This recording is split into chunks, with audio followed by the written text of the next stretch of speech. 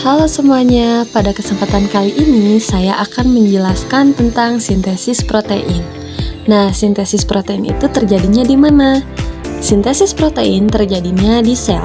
Lebih tepatnya, di dalam sel ada struktur yang bernama nukleus. Di dalam nukleus ini berisikan gen-gen, yang mana kalau pada manusia itu terbagi menjadi 23 pasang kromosom. Setiap kromosom mengandung untaian panjang DNA, yang mana di sekelilingnya terdapat protein yang disebut histon. Histon dikelilingi oleh DNA. Nah, DNA ini mengandung informasi genetik atau disebut juga dengan gen. Nah, gen-gen ini berisi petunjuk untuk membuat protein.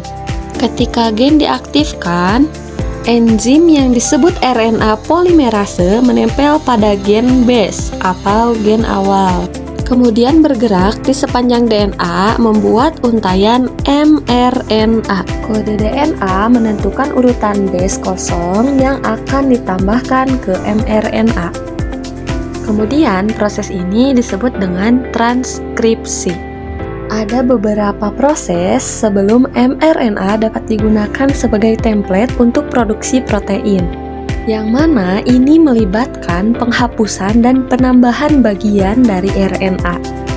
Mulanya, mRNA bergerak keluar dari inti menuju sitoplasma.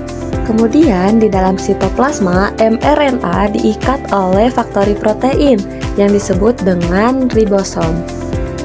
Kemudian, ribosom membaca kode mRNA untuk menghasilkan rantai yang terdiri dari asam amino, atau kita bisa menyebutnya amino acid.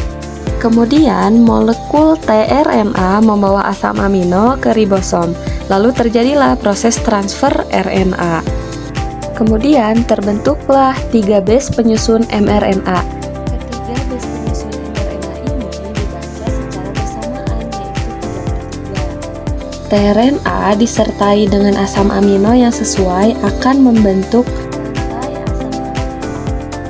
Kemudian, setelah rantai asam amino semuanya berkumpul, akan membentuk ke dalam bentuk 3 dimensi dan terlipat menjadi bentuk yang lebih kompleks untuk menyusun protein. Nah, itu dia teman-teman penjelasan mengenai sintesis protein. Terima kasih.